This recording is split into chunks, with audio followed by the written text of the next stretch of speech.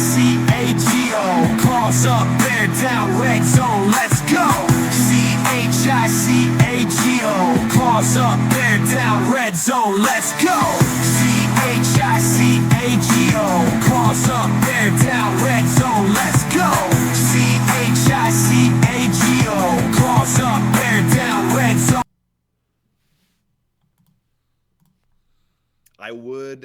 I would say good morning, but it's not a good morning. It's morning. Morning, Bears fans. It's me. I'm superstitious. It's me. I'm the problem. It's me. In the last 3 weeks, it's gotten colder, so I've been wearing hoodies. So I haven't been wearing my game jerseys. I haven't been wearing jerseys. And ever since I took off DJ Moore's jersey, he's looked like he's loafing. He looks like he's giving up on plays. He looks frustrated. When Caleb took off and ran last night, he threw his arms to the side like, I'm open. Throw me the freaking ball. So it's my fault. It's my fault, Bears fans. You can all blame me. It's my fault that the Bears are on this slide, that they're struggling. I'm not going to do a typical Bears format here for how I usually do this for the Bears grades. I'm just going to bring up the PFF because I don't trust the PFF grades this week. The Bears were a lot more terrible than PFF is saying they were. I'll show you why. So here's the offense. Let me actually just go straight. I'm going to go straight to the blocking. Look at this. They only show 4 sacks. Now, I've told you guys on here that PFF always has a discrepancy between their sacks and actual stats. If we go over to ESPN, you'll see here. Here is the Patriots team. There's Mr. Jelani Tavai. There's a sack. Jeremiah Farms. Hey, you got a sack too. Anthony Jennings, you got 2 sacks. Keon White, kind of expected him to have a sack. Dietrich Wise Jr., hey, you get 2 as well. Congrats to you. Del Pettis, 1. You got a sack. Brendan Schooler, you got a sack as well. 9 sacks, which is, if we watched the game, you guys saw there were 9 sacks in this game. 9 sacks. 9. First Bears team in something like 30. No. I'm sorry. It was like 20 years that has allowed 6+ sacks in back-to-back games. That ain't good. That's a bad thing. That's a very bad thing. Now, we knew going into the game that the line was decimated. I mean, that's a big thing we focused on. But they only show 4 sacks. They only show 12 total pressures over here. They only show 12 total pressures. So this isn't correct. So I'm not going to go off this. They say we have 84.6. Now, Coleman Shelton, to be fair, I saw one play, and there's probably more than that, but I saw one play where he had a oopsie. Tevin got hurt. Cole Kmet actually played pretty good. DeAndre Swift. Matt Pryor played decent. But Larry Borum only allowing, I don't believe he only allowed 2 pressures. There were multiple sacks I saw him give up. Ryan Bates didn't look good. He really did not look good. First game back, I get that, but so many Bears fans touted him so hard this offseason. They were making him sound like he could be the starting center over Coleman Shelton. I said from the start that was not going to happen. Ryan Bates didn't look good. They say he gave up 3 pressures. Doug Kramer, now he got thrust into playing left guard. He never even cut it as a center. He was more of a fullback, clearly. So his grade wasn't good. So anyways, there's the blocking grades. I'm just going to go through these grades. I'm not going to format it into studs and duds this week because everyone was a dud. This was absolutely a dud game. Terrible game. Horrible game. Tevin Jenkins was injured. We'll see how bad that injury is. I don't think we re-sign him at this point. He's injured too much, too often. He'll probably sign somewhere else, be healthy, go off somewhere and play and be a stud for someone else. DeAndre Swift had a good game. And if you watched, he was running downhill. He was running hard. He was pretty good. I don't believe Larry Borum had a 64 grade at all. Matt Pryor could have had this grade. Keenan Allen played decent. He had a drop that was hurtful, but that wasn't the only hurtful thing. DeAndre Carter played decent, especially with his kicker. There's a really good punt return. Cole Kmet played decent. Rome Odunze played decent. So in order of these, And the order of them, I think it's a decent order, but I think the grades are too high. So like I said, sometimes PFF is off. We take it as a basis. I've never said it's the end all be all. So that's what we're doing today. We're just going to show you a basis. And then the guys at the bottom probably are the guys that should be at the bottom. Doug Kramer, I don't think Coleman Shelton played that poor. Gerald Everett played poorly. Caleb played poorly. I mean, he was just missing left and right. You saw, I don't know if you guys saw on the sidelines when Shane Waldron was talking to him. I gotta pull it up real quick. It's all over. In fact, I first saw it at Sports Mockery. I like to rag on Sports Mockery a little bit. But here on Twitter, let me show you guys this. Look on the left here. Games on top of that, and that has pluses and games on top of that, and that has pluses and. So there's Shane Waldron, all happy, buddy, chummy, and then look at Caleb. Like, he is very frustrated with Shane Waldron. The head language, the body language is very telling. Just the shake of the head right there. And just, I mean, he's a competitor. He's freaking fire. And Shane Waldron needs to know his job. If there's not an announcement that he's getting fired, there's probably a problem here. I mean, everyone sees this. It's pretty bad. It is bad. Smiley, chummy. And he's just like, dude, I'm getting my butt kicked out there. You're not doing your job. I can't get anything going. And you can't say it's all Shane Waldron, but you also can. I mean, I'm not going to get into that in this video. It's not what this video is for, but pretty bad right there. I didn't realize how big Twitter had blown up with this. I didn't realize it was big. Look at this. You go through all these. I mean, everybody's keying in on this. Oof. It's a Black Monday for Bears fans for sure. The distance they have in the third quarter here between them. And then Caleb's comments from the press conference.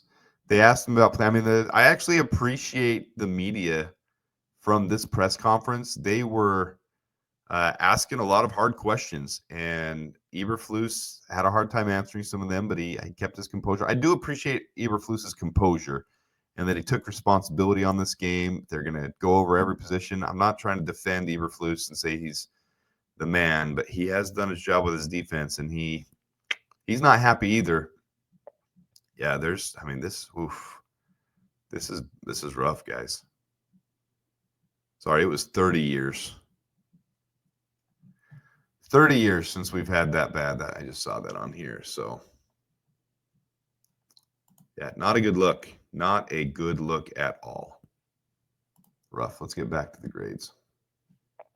All right, so there's the offensive grades. I'll let you look at them. I know a lot of people like that for this reason. You can pause that if you want. Let me go to the defensive grades. Defense obviously wasn't nearly as bad. TJ Edwards with the interception, that helped his grade go sky high. Elijah Hicks, a couple pass breakups. He looked really good. Dominic Robinson played better than I thought he played, or at least I thought going into the game. I did mention during the live feed, those who were watching on the live broadcast, that he was getting in on a lot of plays. His run defense was still a little bit off, but on this game, it was a lot better. I mentioned that. He had limited snaps, 16, but he did play pretty good. He did put pressure on a couple times. I thought Jacob Martin looked pretty good as well. He got the sack, the lone sack there. Jervon Dexter played well. They gave him 4 pressures. Let's look at total pressures. Dexter and Martin, Sweat with 3. Austin Booker with 2. Booker did miss a couple big tackles. I noticed that during the game as well. So not all of this is crap. I get that. But that's why I show it to you guys. Coverage grades. Jalen Johnson didn't look good this game. Let's see where they put him. 57.2. In fact, let's see what his NFL passer rating against him was. Because he didn't look great in this game. He didn't look terrible, but he didn't look great. I thought Tyreek had a few bad plays as well. He was off his defender's hip by a mile. Not even close. Tyreek Stevenson, 124.0 NFL pass rating against him. Jalen Johnson, 93.8, which is bad for him. Elijah Hicks, 36.9 or 39.6. That's really good. You can see the pass breakups. He had one. Kevin Byard had one. Dropped interception by Kevin Byard. Dropped interception by Elijah Hicks. That was the same play. And the interception by TJ Edwards. That was good. Those are not good numbers there, though. But we weren't getting diced up by Drake May. Just Yards against us 184. So not the best game, guys. That's why I'm not putting it in the format that I usually do, breaking it down. All right, what else do we want to see? Pass rush, you want to see the win rates? Dominique Robinson, Jacob Martin, Jervon Dexter, Byron Cowart, Austin Booker, Montez Sweat, DeMarcus Walker, all good pass rush win rates. Not a lot of pressure to show for it, not at least from what I saw. They say we got 19 pressures. That could be true. This is really a tale of two halves for the offense, though. The offensive line, the pass blocking, they say we only have 7 or 12 pressures. I don't buy that at all. But the pass blocking wasn't bad in the first half. We probably gave up, I don't know, 1 or 2 or 3 pressures the entire first half. We just couldn't get things clicking. There was no separation. Receivers weren't open. They weren't, I don't know, the play call design in the first half by Shane Waldron is just suspect at best. It doesn't look good. So they couldn't get things flowing in the first half. Then they try to make adjustments in the second half. And really what happened was the Patriots came out in the second half, and the Patriots put the pedal on. I mean, they prepared for us in the second half, and that's when all the pressure came. That's when Caleb got sacked. All the sacks were happening in the second half. All that was, I mean, that was just brutal in the second half. They laid the hammer down in the second half and showed what a team that comes out prepared to adjust looks like. So, yeah, that was a tale of two halves there, and not good on either one of them for the Bears. But for the offensive line, they actually played decent in the first half. They really did. So look at the receiving. Nobody had a good receiving grade. Let's see here. Any drops? One drop by Rome. They missed the one by Keenan Allen. He did have a drop. See, they're not perfect. They do miss a lot of stuff on PFF. That's why I say it's not an end-all, be-all. 44 yards for Keenan Allen, 23 for Rome, 24 for DJ. Nobody's going to hit 1,000 yards this year if we keep up what we're doing. This is not good. Not good at all. Anything else you guys want to see here? Want to see the punts by our punter? 8 attempts, 335 yards, net of 33.8, but we are often trying to pin them deep inside the 20. Only pinned 2 of them, though. So not the best punting day for our crocodile punter, our generational punter, but also not the reason for the loss at all.